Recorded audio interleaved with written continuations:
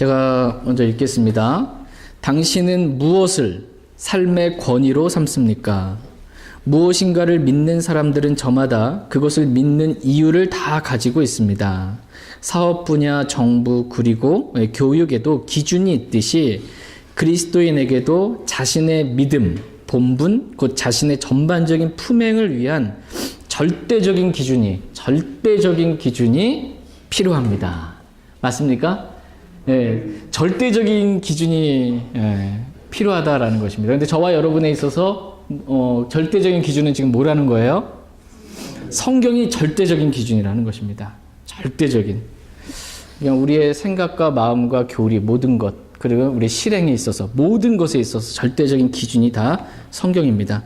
근데 어떤 사람들은 자신의 내면에 있는 양심을 이렇게 권위로 삼습니다. 그들은 흔히 내 양심이 내 인도자가 되게 하라 라고 이렇게 말합니다. 이 말은 좋게 들립니다. 그러니까 어떤 사람들이 성경이 기준이 아니고 내가 기준이어서 내 양심이 기준이 돼서 이렇게 사는 사람들이 많다라는 것입니다. 그러나 양심에 대해서 디도서 1장 15절에 다음과 같이 말씀하십니다. 디도서 1장 15절 같이 보겠습니다.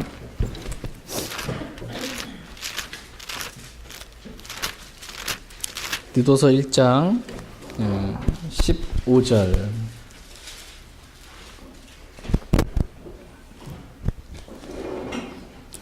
디도서 1장 15절 말씀. 디도서 1장 15절 찾으셨으면 같이 읽겠습니다.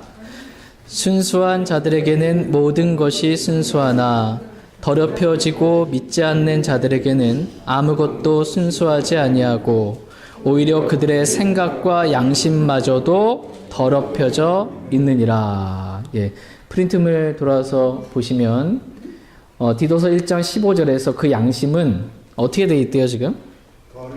더럽혀져 있다. 이렇게 더러워진 양심이 기준이 될 수는 없잖아요. 더럽혀져 있다 이렇게 말씀을 하십니다. 디모데전서 4장 2절 보겠습니다. 디모데전서 4장 2절.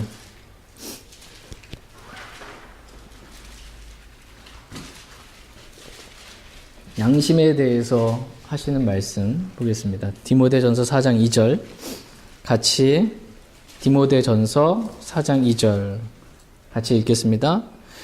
이들은 위선으로 거짓말을 하며 자기 양심을 뜨거운 인두로 지진 자들이니라.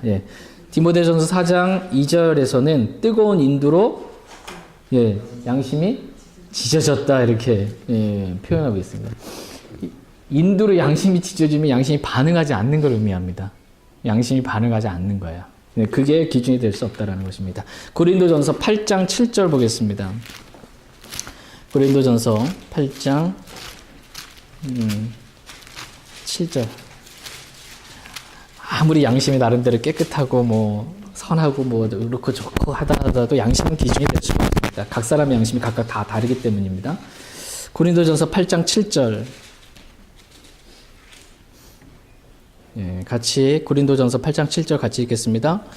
그러나 모든 사람에게 그 지식이 있지는 아니하나니 어떤 사람들은 이 시각까지도 우상을 의식하며 우상에게 바친 것으로 여기고 그것을 먹음으로 그들의 약한 양심이 더러워졌느니라. 여기서 보면 고린도전서 8장 7절에서는 그것은 양심은 약하다 이렇게 말씀하고 계십니다. 양심이 더럽혀져 있고 인두로 지져져 있고 약한 그 양심이 양심대로 산다고 이렇게 기준이 될 수 없다라는 것입니다. 또 다른 사람들은 특별히 이제 종교적인 사람들은 이제 자신이 속한 그 교파 혹은 사람들이 만들어 놓은 그 신조들 이것들을 이제 자신의 권위로 삼습니다. 다시 말하지만 그런 기준들은 신뢰할 수 없는 것들입니다. 왜냐하면 그런 교파나 신조들은 다 누가 만들어낸 거예요? 사람들이 다 만들어낸 겁니다. 불완전한 사람들이. 우리는 이렇게 믿어. 우리 신조는 이렇다라고 해서 그게 기준이 될 수 없다라는 것입니다. 골로새서 2장 8절 보겠습니다. 골로새서 2장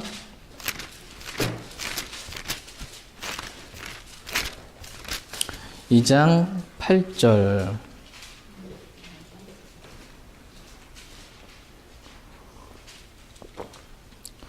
골로새서 2장 8절 말씀 같이 읽겠습니다. 어떤 사람이 철학과 헛된 속임수로 너희를 노략하지 못하도록 조심하라. 그것들은 사람들의 전통과 세상의 유치한 원리들을 따르는 것이요 그리스도를 따르는 것이 아니니라. 예, 골로새서 2장 8절에서 특별히 철학이 나오죠. 철학. 예, 철학과 사람의 전통에 대해서 이렇게 지금 철학이나 사람의 전통은 지금 그리스도를 따르는 게 아니다 이렇게 지금 말해주는 겁니다. 예, 철학이 하는 역할이 뭐냐면요. 보시면 그럴듯한 말들로 사람을 노략질하는 것. 이게 철학이 하는 일입니다. 고상한 말을 이렇게 어떤 사람이 해야 되면 정말 그런가 보다 이렇게 해서 그게 넘어가는 겁니다. 하나님의 말씀과 다른데 철학이 하는 역할이 사람을 노략질하는 것입니다. 그래서 철학에 대해서 성경은 부정적입니다. 완전히 부정적이에요. 그럼 그리스도를 따르는 게 아니다라고 말합니다. 사람의 전통에 대해서도 이렇게 말씀하고 계세요. 사람의 전통은 그리스도를 따르는 것이 아니다. 이렇게 말해요. 저와 여러분들은 그리스도를 따르고 싶으세요? 사람의 전통을 따르고 싶으세요? 네, 우리는 그리스도를 따른 사람들입니다. 전통이 아무리 몇 대서부터 이렇게 이어온 전통이라 하더라도 성경과 다르면 대부분의 전통이 비성경적이고 우상적인 것들이죠. 그래서 어쨌든 철학과 전통, 이거는 그리스도를 따른 게 아니다 이렇게 말씀하십니다. 마태복음 15장 말씀 보겠습니다. 마태복음 15장 3절, 6절, 9절.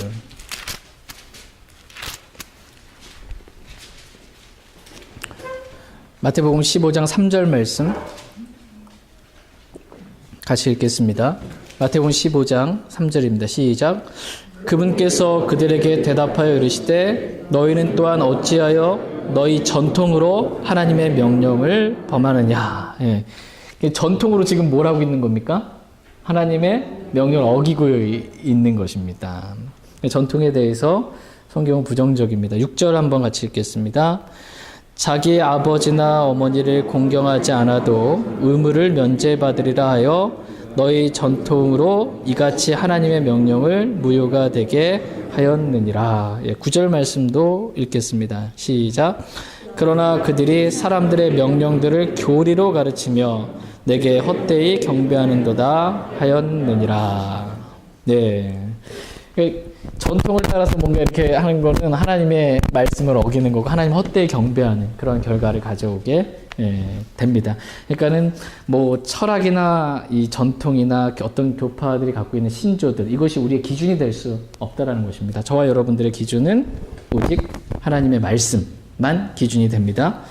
그래서 프린트물 돌아와서 보시면 그리스도인들에게는 오직 하나님의 말씀인 성경만이 믿음과 실행을 위한 변하지 않는 권위입니다. 아멘. 근데 이제 문제는 어떤 성경이냐는 거예요. 어떤 성경이 나의 믿음과 실행에 있어서 변하지 않는 절대적인 권위, 최종 권위, 이 권위가 냐라는 것입니다. 수많은 성경들 중에 어떤 성경이에요? 여러분의 권위는? 예, 킹제임스 성경입니다. 킹제임스 성경.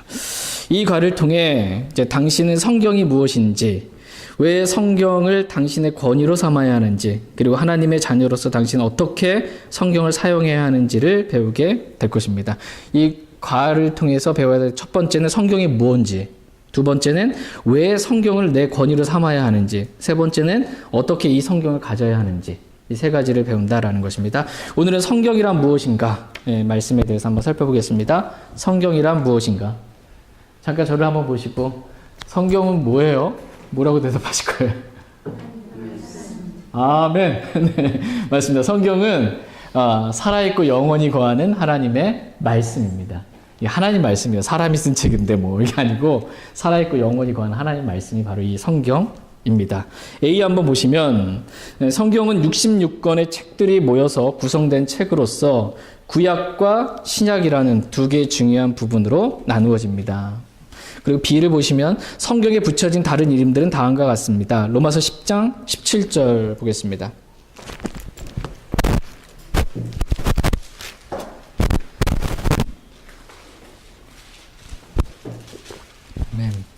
로마서 10장 17절 말씀. 성경은 다른 말로 뭐라고 표현하고 있나? 로마서 10장 17절.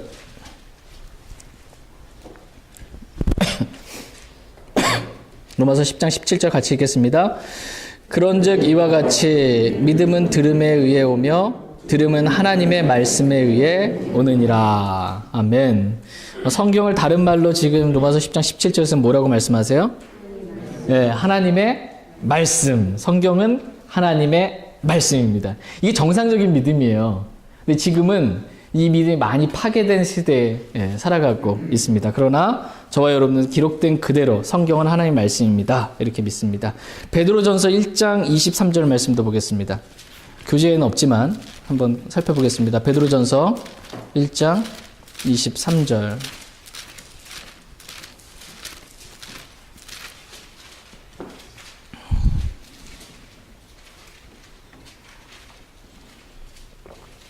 베드로전서 1장 23절 같이 읽겠습니다.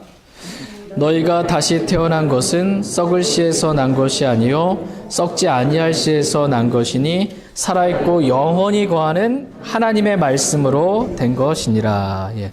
우리가 구원받은 것은 썩어 없어진 사람의 말로 구원받은 게 아니고 살아있고 영원히 거하는 하나님의 말씀으로 우리가 구원받았다. 이렇게 말씀하고 계세요. 그럼 성경이 무엇입니까? 라고 하면서 답은 뭐냐면 살아있고 영원히 거하는 하나님의 말씀. 이게 성경입니다. 디모데후서 3장 15절 말씀 보겠습니다. 디모데후서 3장 15절. 우리가 구원받은 건 진짜 살아있고 영원히 거하는 하나님의 말씀으로 구원받은 것입니다. 사람의 말로 무슨 설득력 있는 말도 구원받은 게 아니고. 디모데후서 3장 15절. 예. 디모데후서 3장 15절 같이 읽겠습니다. 또 어린아이 때부터 내가 거룩한 성경 기록들을 알았나니 그것들은 능히 너를 지혜롭게 하여 그리스도 예수님 안에 있는 믿음을 통해 구원에 이르게 하느니라. 아멘. 성경을 다른 말로 성경 기록 이렇게 말합니다. 성경 기록. 네. 시 보겠습니다.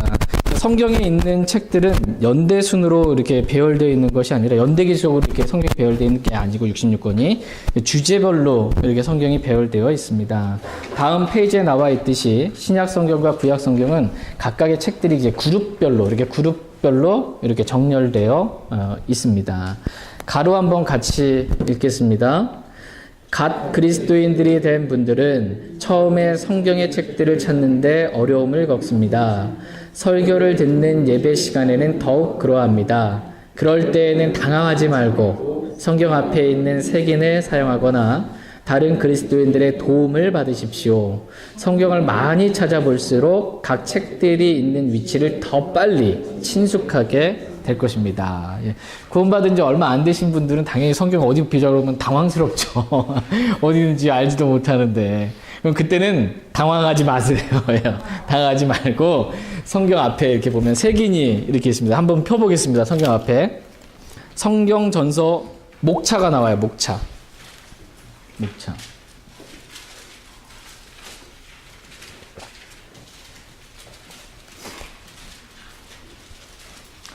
성경 어디 피자고 그랬는데 이렇게 모르면 당황스럽긴 하지만 너무 당황하지 마시고 성경 앞에 목차를 이렇게 딱 보셔서 아 지금 어디 있구나 몇 페이지구나 몇 번째 있는 책이구나 이렇게 해서 찾으면 되고 다른 분들이 도움을 받으면 된다라는 것입니다. 근데 이제 성경을 많이 찾아보면 찾아볼수록 더 빨리 이렇게 성경과 익숙해지고 그렇게 됩니다. 우리 김민혜 자매님 처음 오셨을 때보다 훨씬 더 성경 찾는 게 너무 빨리 잘 찾으세요. 그러니까는 시간이 많이 익숙하면 익숙해질수록 많이 찾게 됩니다. 네. 요 성경 전서 목차를 이제 보시면서 보니까는 성경은 66권으로 되어 있는데 구약하고 신약하고 이렇게 나눠져 있다고 그랬잖아요. 구약은 총 몇 권이에요? 예, 39권. 신약은 27권 이렇게 이루어져 있습니다. 네, 구약 성경 39권으로 이루어진 이 성경이 이제 그 그룹별로 이렇게 나눠진다라는 것입니다. 모세 오경으로 이렇게 나눠져요. 모세 오경. 그래서 율법서라고 이렇게 얘기하는데 율법서는 몇 권이에요? 5권, 모세 5경 이렇게 돼 있는데 창세기, 출애굽기, 레위기, 민수기, 신명기. 이게 이제 율법서, 모세 5경 이렇게 얘기하고 그 다음에 이제 역사서가 이렇게 기록되어 있습니다. 역사서. 이스라엘 역사에 대해서 이스라엘의 주변 국가들과 관련된 일들 역사서에 대해서 쫙 이렇게 기록되어 있는데 역사서 총 몇 권이에요? 12권입니다. 12권. 그래서 여호수아, 사사기, 룻기, 사무엘상하, 열왕기상하, 역대상하, 에스라, 느헤미야, 에스더기. 여기까지 이제 12권. 그 다음에 시가서 또는 지혜서라고 하는 5권. 욥기, 시편, 잠언, 전도서, 솔로몬의 아가. 그 다음에 대언서가 나오는데 이 대언서도 대대언서와 소대언서 이렇게 두 개로 크게 나눠져요. 이거는 뭐가 큰 대언자가 말했고 뭐 좀 이렇게 한 대언자가 말했고 아니고 분량의 차이입니다. 분량의 차이. 양이 많으면 대대언서. 양이 좀 적은 거를 소대언서 이렇게 얘기해서 대대언서는 이사야서, 예레미야서, 예레미야가, 에스겔, 다니엘 5권이고요. 소대언서는 호세아, 요엘, 아모스, 오바다, 요나, 미가, 나움, 하박국, 스바냐, 학개, 스가랴, 말라기 12권입니다. 그럼 이제 보시면 39권이 어떻게 되냐면 5, 12, 5, 5, 12 이렇게 돼요. 5, 12, 5, 5, 12 이렇게 해가지고서는 39권의 구약성경으로 이렇게 이루어져 있고요. 구약성경이 뭘로 끝나요? 39권 마지막 책이? 말라기로 끝나죠. 말라기고 신약성경 처음은 뭘로 시작해요? 마태복음. 말라기에서 마태복음까지 400년 동안 성경이 지금 없잖아요. 더 기록되지 않았기 때문에 이때를 하나님 말씀하지 않은 침묵기라고 이렇게 400년간의 침묵기 이렇게 얘기하고 그 다음에 이제 마태복음이 시작이 이제 되는 것입니다. 말라기를 끝나고 400년 동안 하나님이 누군가를 통해서 성경을 말씀해 주지 않으셨고 마태복음에서부터 이제 다시 시작이 됩니다. 400년의 침묵기를 지나서 신약 성경이 총 몇 권이라고 그랬죠? 예, 27권, 27권입니다. 그래서 보통 우리가 말하는 사복음서 있죠. 앞에 이제 사복음서가 있습니다. 마태, 마가, 누가, 요한. 그 다음에 역사서는 하나. 신약 성경의 역사서는 뭐예요? 사도행전입니다. 사도행전. 교회가 어떻게 세워지게 되었는지, 복음이 어떻게 전파되었는지 역사에 대해서 기록해주고 있고요. 그 다음에 이제 바울 서신이 이제 쫙 기록되어 있는 것입니다. 바울이 로마에도 보내고, 고린도에도 보내고, 갈라디아에도 보내고, 에베소에도 보내고, 빌립보에도 보내고 했던 그 바울의 서신들이 쫙 기록되어 있는데 로마서, 고린도 전후서, 갈라디아서, 에베소서, 빌립보서, 골로새, 데살로니가 전후서, 디모데 전후서, 디도서, 빌레몬서까지 이렇게 보통 13권의 바울 서신 이렇게 얘기를 합니다. 히브리서도 그 바울이 썼는데 보통 대부분은 히브리서 바울이라고 저자를 보통 분들은 이렇게 여기지 않기 때문에 바울 서신에 이렇게 집어넣지는 않고 13권의 바울 서신이 있고 바울이 아닌 다른 사도들이 베드로나 야고보나 뭐 이런 사도들이 요한이나 쓴 것들 일반 서신이라고 이렇게 얘기를 합니다. 그래서 히브리서, 야고보, 베드로 전서, 요한 1, 2, 3서, 유다서까지 이렇게 8권이 있고요. 그 다음에 대언서 마지막 하나 뭐죠? 예, 요한계시록 이렇게 성경이 이루어져 있습니다. 이 성경이 이렇게 66권이 있는 이 책이 한 권으로 지금 모아진 거예요. 1600년이나 되는 이 기간에 각기 다른 시대에 40여 명이나 되는 사람들이 썼는데 성경이 오늘 한 권으로 모아진 거예요. 이건 주님이 모으시지 않으면 될 수가 없는 일입니다. 그래서 성경은 살아있는 책이고 놀라운 책입니다. 프리드물로 돌아오셔서 이제 13페이지 보겠습니다. 13페이지. 우리는 성경을 어떻게 받게 되었는가? 우리는 여러분 이 성경 어떻게 받게 되었어요? 이 성경 어떻게 받게 되었는지, 우리 손에 어떻게 성경이 들어오게 되었는지 오늘 보도록 하겠습니다. 성경은 단지 한 권의 책에 불과한 것이 아닙니다. 어북이 아니에요. 성경은 유일무이한 책입니다. 더북이라는 것입니다. 유일한 책이다라는 것입니다. 성경은 지금까지 기록되었거나 앞으로 기록될 어떤 책들과는 완전히 다른 그러한 책입니다. 성경은 하나님께서 인류에게 놀라운 방법으로 주신 초자연적인 그러한 책이 바로 성경입니다. 베드로후서 1장 말씀 보겠습니다. 베드로후서 1장. 베드로후서 1장 21절 보겠습니다.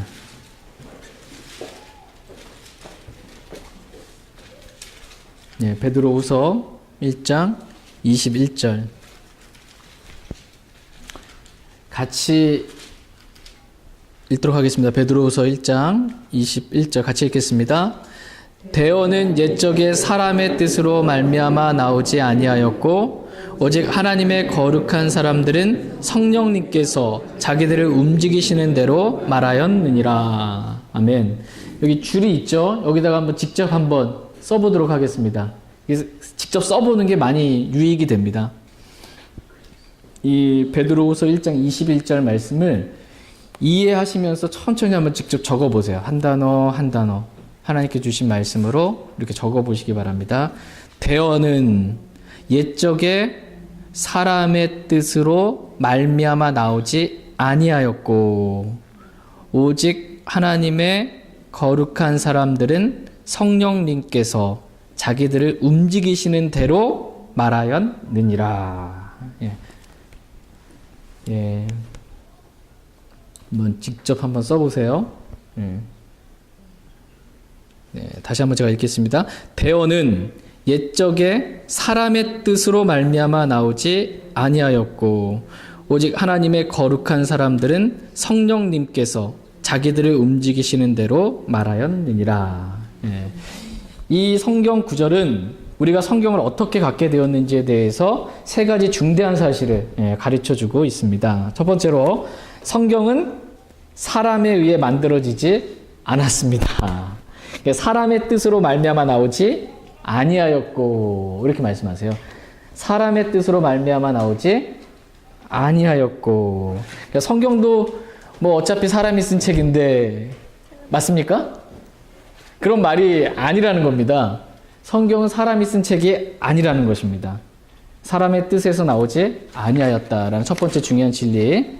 두 번째, 하나님의 거룩한 사람들이 성경을 기록하였습니다. 누가 이거 성경을 하나님의 거룩한 사람들이 성경을 기록했습니다.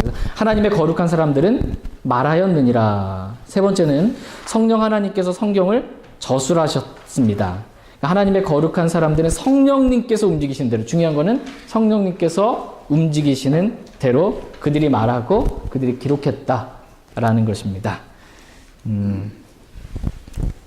B번 한번 보시면 하나님께서 인간 기록자들을 사용하셔서 그분의 말씀을 기록하게 하셨습니다.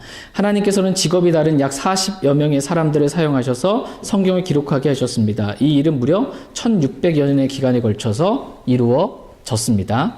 대부분의 구약 성경이 최초에는 히브리어로 기록되었고 신약 성경은 최초에 그리스어로 이렇게 기록이 되었습니다. 근데 히브리어, 그리스어로 그대로만 있으면 우리가 성경 읽을 수 있어요, 없어요? 없기 때문에 하나님께서 영어로 이렇게 모아주셨고 또 한국말로 이렇게 번역될 수 있게 해주셨습니다.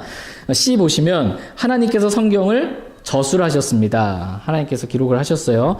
이 기적을 설명할 수 있는 좋은 방법은 당신이 종이 위에 어떤 기록을 한다고 한번 가정해 보는 것입니다. 한번 펜을 한번 들어보세요. 그래서 내가 이제 쓰고 싶은 말이 있잖아요. 이거를 이제 썼습니다. 근데 첫째는 뭐냐면 실제로 기록한 거는, 이 종이에다 실제로 기록한 거는 펜이 쓴 거잖아요. 그죠? 펜이 썼죠. 그런데 누가 하고 싶은 말을 쓴 거예요? 내가 하고 싶은 말. 그러니까 하나님이 사람을 펜처럼 들어서 이거 썼다라는 거예요. 하나님이. 그럼 누가 쓰신 거라는 겁니다. 성경은? 하나님이.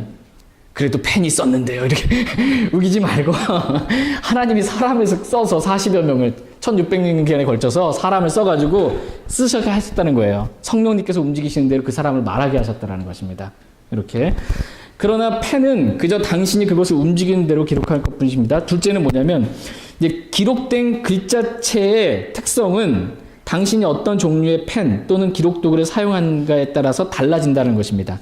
그러니까 0.3mm 뭐 가는 볼펜으로 쓰면은 이렇게 내가 썼어도 가늘게 나오죠. 붓펜 갖다가 쓰면은 또 이렇게 또 뭔가 또 다르잖아요, 느낌이. 이게 사인펜 갖다 쓰면 또 다른 것처럼 이 하나님께서는 그 바울이라는 그 사람을 통해서 논리적인, 이 법적인 논리적인 것을 쓸 때는 바울을 들어서 하나님이 그렇게 쓰셨고, 붓펜을 갖고 쓰듯이, 또는 시적인 어떤 표현을 할 땐 다윗을 들어서 가지고 하나님께서 이렇게 쓰셨다라는 것입니다. 각 사람의 인격의 어떠함을 하나님께서 사용하시면서도 정확하게 하나님이 하신 말씀 그대로 기록하게 만드셨다라는 것입니다. 이해되시죠? 네, 이렇게 주님께서 만드셨습니다. 그래서 14페이지 1번을 보시면 성령님께서는 인간 기록자들이 자신의 고유한 문체로 사용하는 동시에 하나님께서 뜻하신 바를 정확하게 기록할 수 있도록 성경 기록자들을 어떻게 하셨어요? 감동시키셨습니다. 하나님의 거룩한 사람들을 감동시키셔서 하나님께서 성령님께서 그들을 움직이는 대로 그들에게 말을 하게 하셨습니다. 그러니까 성경을 기록한 사람들 하나님의 거룩한 사람들이고 하나님께 감동받은 사람들입니다. 두 번째, 하나님께서 우리에게 성경을 주신 이와 같은 방법을 뭐라고 불러요? 영감이다 이렇게 부릅니다. 영감. 인스피레이션이라는 이 영감이라는 단어는 욥기에 한 번, 구약 성경에 한 번, 신약 성경에 한 번 이렇게 나옵니다. 욥기 32장 8절 그리고 신약 성경 디모데후서 3장 16절 이게 딱 두 번 나오는 단어인데요. 이 영감이라는 단어의 뜻은 뭐냐면 하나님께서 숨을 불어넣으심이라는 뜻입니다. 영감이라는 것은 하나님께서 숨을 불어넣으신. 여러분 최초의 사람이 어떻게 생겼는지 아담이 어떻게 만들어지게 되는지 기억나시죠? 하나님께서 흙으로 사람을 지으셨습니다. 빚으시고 그 다음 하나님께서 생명의 숨을 그 코에 이렇게 불어넣으셨어요. 그랬더니 사람이 어떻게 됐습니까? 살아있는 혼이 됐습니다. 보세요. 우리가 어렸을 때 찰흙 같은 흙덩어리 갖다가 이렇게 만들면 우리가 아무리 거기다 후 이렇게 집어넣는다 하더라도 흙덩어리가 돼요. 흙덩어리 그냥 흙덩어리가 되는데 사람을 하나님께서 후 하고 생명의 숨을 불어넣으니까 이게 중요해요. 생명의 숨을 불어넣는 과정이 이게 후 불어넣으니까 사람이 그 흙덩어리가 아니고 살아있는 혼이 되었다라는 것이죠. 전혀 다른 존재가 된 거예요. 이와 마찬가지로 사람의 언어, 이 단어들을 가지고 하나님께서 한 권으로 모아놓으셨어요. 한 권으로. 그러면 그냥 우리 영감이 안 들어가 있으면 생명의 숨이 영감이 이 책 안에 안 들어가 있으면 이 성경은 그냥 뭐가 되는 거예요? 사람의 책이 되는 거죠. 그냥 영감이란 과정이 없게 되면 흙으로 만들었으면 흙덩어리가 되는 건데 여기 생명의 숨이 들어가니까 살아있는 혼이 된 거고 사람의 언어들 갖다가 만들어놨는데 하나님의 생명의 숨이 들어가니까 영감이 들어가니까 완전히 전혀 다른 살아있고 영원히 구하는 하나님 말씀된 겁니다. 우리를 구하는 하나님 말씀된 거예요. 영감이란 가정은 매우 중요하다라는 것입니다. 말씀이 하나님이셨다. 요한복음 1장 1절에 말씀하시잖아요. 말씀이 처음에 계셨는데 그 말씀이 하나님이셨다. 근데 이 말씀이 육체로 나타났어요. 말씀이신 하나님이 육체로 나타나셨으면 누구세요? 그분이? 예수님이세요. 말씀이 육체로 나타나면 예수님이시고 말씀이 사람의 단어들로 알파와 오메가라고 하는 사람의 단어들로 말씀이 나타나게 되면 그게 뭐라는 거예요? 성경이라는 겁니다.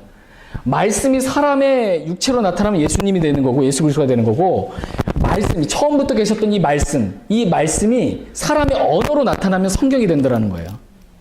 네, 똑같다라는 것입니다. 예수 그리스도와 저와 여러분이 가지고 있는 이 성경은 똑같은 권위를 가지고 있다는 것입니다. 이렇게 됩니다. 이게 영감이 되게 중요한 말씀입니다. 프린트를 보시면 2번 A. 성경은 영감을 받은 하나님 말씀이기 때문에 우리는 성경을 모두가 믿고 따를 수 있는 유일한 권위로 받아들일 수 있습니다. 맞습니까? 네, 아멘. 마태복음 4장 4절 말씀 한번 볼게요. 마태복음 4장 4절. 프린트물이 없지만 한번 보겠습니다. 마태복음 4장 4절 말씀.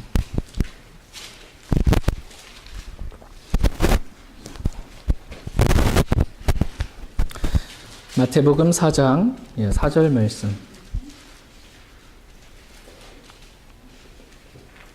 마태복음 4장 4절 말씀 같이 읽겠습니다. 그분께서 응답하여 이르시되 기록된 바 사람이 빵으로만 살 것이 아니요 하나님의 입에서 나오는 모든 말씀으로 살 것이라 하였느니라 하시더라. 아멘. 여기서 주위에서 이렇게 중요하게 보실 말씀 뭐냐면 말씀이 지금 어디서 나왔대요? 하나님의 입에서 나오는 모든 말씀으로 살 것이다. 이 말씀이요 근원지가 어디냐면 하나님의 입에서 나왔다라는 거예요. 이 성경의 기록이 하나님의 입에서 나온 모든 말씀으로 사는 거예요. 여기에 있는 모든 단어들은 다 하나님의 입에서 나온 거예요. 영감으로 숨을 벌어두시죠. 말할 때 숨이 나가잖아요. 하나님의 모든 단어들이 말할 때 이렇게 나간 겁니다.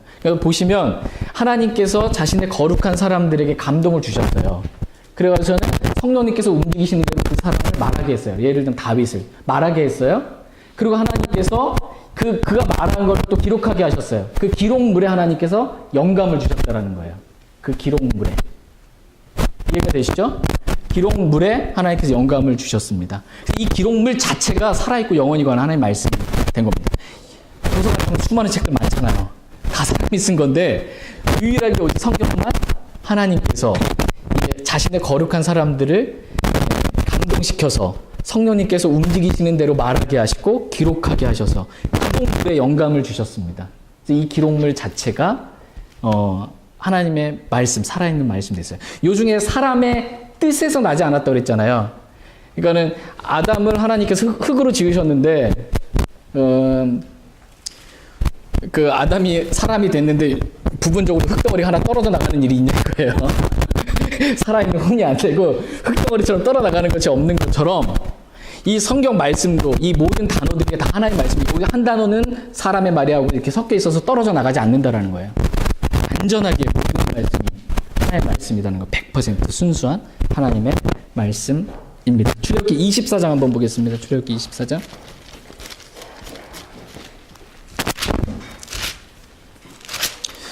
출애굽기 24장 3절 4절 말씀 보겠습니다. 모세가 모세오경을 기록할 때 어떻게 기록되었는지 이렇게 나와 있습니다. 출애굽기 24장 3절 4절 3절 4절 오늘 14페이지까지만 이렇게 볼 겁니다. 좀 있으면 끝납니다. 출애굽기 24장 3절 4절입니다. 출애굽기 24장 3절 4절 3절 제가 보겠습니다. 모세가 와서 주의 모든 말씀과 판단의 모든 법도를 백성에게 고하매 온 백성이 한 목소리로 응답하여 이르되 주께서 하신 모든 말씀을 우리가 행하리이다 하더라. 모세가 주의 모든 말씀을 기록하고 아침에 일찍 일어나 산 밑에 제단을 쌓고 이스라엘의 12지파대로 12기둥을 세우며 지금 모세가 주의 모든 말씀을 지금 말했잖아요. 성령님께서 움직이시는 대로 지금 모세가 말한 겁니다. 백성이 그걸 들을 때 그것을 모세의 말로 들었어요? 아니면 주의 말씀으로 들었어요? 주의 말씀으로 들었습니다. 그리고 모세가 그것을 기록했대요. 그 기록물이 바로 모세오경이 된 겁니다. 이 성경이 된 겁니다. 이렇게 하나님께서 성령님께서 움직이신 대로 감동을 준 그 사람을 통해서 기록물 자체에 영감을 주셔서 우리에게 이 말씀을 주셨습니다. 프린트를 한번 보시면 성경이 당신에게 개인적으로 말할 때야 비로소 성경은 하나님 말씀이 된다라고 말하는 사람들을 어떻게 하래요? 주의하십시오. 그러니까 어떤 사람들은 보세요. 레마의 말씀 이런 거 많이 말하잖아요. 그러니까 이 말씀이 기록된 말씀으로 충분한 게 아니고 이 말씀이 나한테 뭔가 감동이 오고 나한테 직접 하신 말씀이 돼. 진짜 그게 말씀이지 이렇게 되고 말하는 사람들. 이 사람도 주의하라는 거예요. 레마의 말씀이 된다고 말하는 사람도 주의하라는 것입니다. 나한테 감동이 안 와도 주님 말씀 그냥 주님 말씀이에요. 이게. 마태복음 24장 35절 말씀 보겠습니다. 마태복음 24장 35절. 많은 분들이 성경을 무시하면서 이런 말들 해요. 큐티한다고 하면서. 마태복음 24장 35절.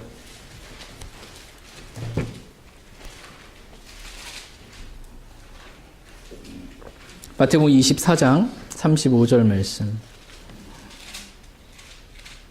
같이 마태복음 24장 35절 같이 읽겠습니다.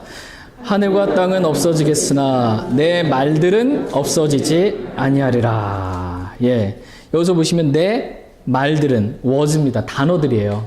단어들은 안 없어진다라는 겁니다. 하나님의 단어들은 안 없어집니다. 하늘과 땅이 없어지는 게 쉬워 보이세요? 단어들이 없어지는 게 쉬워 보이세요? 하늘과 땅 없어져도 새하늘과 새 땅 될 때 다 없어지는데 없어져도 이 단어들은 안 없어진다고요. 하나님 그렇게 말씀하십니다. 이 단어들 안 없어집니다. 영감으로 기록된 하나님의 말씀. 고린도전서 2장 13절 보겠습니다. 고린도전서 2장 13절. 근데 많은 사람들이 최초의 원본은 사라졌으니까 없어졌다 이렇게 많은 사람들이 지금 믿는 거예요. 성경과 다르게 믿는 겁니다. 성경과 다르게. 근데 저희는 성경대로 믿습니다. 고린도전서 2장 13절. 단어들이 안 없어집니다. 고린도전서 2장 13절 같이 읽겠습니다. 또한 우리가 그것들을 말하되 사람의 지혜가 가르치는 말로 하지 아니하고 성령님께서 가르치는 말로 하느니 곧 영적인 것들은 영적으로 비교하느니라. 이 구절에 의하면 하나님께서는 바로 뭐에 영감을 주셨어요? 프린트물로 돌아와서 보시면 글자 단어들 was 단어들에게 영감을 예, 주셨습니다. 그러니까 하나님께서 영감을 주신 것은 단순히 그냥 뜻만 통하면 된다, 개념만 통하면 된다, 이게 아니라는 겁니다. 개념 영감이 아니라는 겁니다. 많은 사람들이 지금 뭐냐면 개혁성경 봐도 괜찮다, 다른 성경 봐도 괜찮다 하는 것 중에 뭐냐면 개념만, 하나님 우리한테 하시고 싶은 개념만 영감받았기 때문에 그것만 남아있으면 된다. 뭐 토시 하나 가지고 그렇게 따지냐, 이렇게 되는 거예요. 이 개념 연관서를 주장하는 사람인데 비성경적인 주장입니다. 하나님께서는 축자 영감이라고 그래요. 축자 영감. 글자 하나하나가 영감받았다는 거예요. 하나님의 입에서 모든 말씀이 나오죠. 단어들이. 그러면은 이걸 모세가, 다윗이, 바울이 하나님 입에서 나온 단어들을 그걸 듣고 성령님께서 움직이신 대로 기록한 겁니다. 받아쓰기 한 거예요, 말하자면. 축자 영감. 이렇게 된 겁니다. 한 글자 한 글자가 다 영감받았다라는 것입니다. 성경은 하나님의 말씀을 포함하고 있다라고 말하는 사람들 역시 주의하십시오. 지금 대부분의 사람들이 이렇게 믿고 있습니다. 성경은 하나님의 말씀을 포함하고 있다, 이렇게 믿습니다. 그러나 성경은 포함하고 있는 정도가 아니고요, 단 100% 하나님 말씀으로만 이루어졌습니다. 이렇게 말하는 사람들은 성경에 하나님의 말씀이 아닌 다른 부분들도 있다라는 것을 의미합니다. 디모데후서 3장 16절 말씀 보겠습니다. 디모데후서 3장 16절.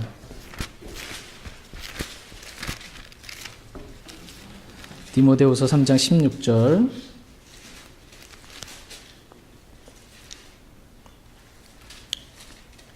디모데후서 3장 16절 같이 읽겠습니다. 모든 성경 기록은 하나님의 영감으로 주신 것으로 교리와 책망과 바로잡음과 의로 교육하기에 유익하니. 모든 성경 기록이에요. 모든 성경 기록은 하나님의 영감으로 주신 것으로, 하나님의 영감에 의해 주어진 것입니다. 모든. 그래서 성경 구절에, 이 구절에 의하면 성경 기록이 어느 정도가 영감받은 거예요? 모든 성경 기록이에요. 모든 단어들이 다 영감받았습니다. 모든. 처음부터 끝까지. 창세기 1장 1절에서부터 요한계시록 22장 21절 말씀. 모든 단어들이 다 영감받은 그런 말씀입니다. B번 보시면 마지막 절. 성경은 하나님의 영감을 받았기 때문에 처음부터 끝까지 주의 말씀이다라는 것입니다. 시편 119편 말씀. 찾아보고 오늘 말씀 마치겠습니다. 시편 119편 160절 말씀.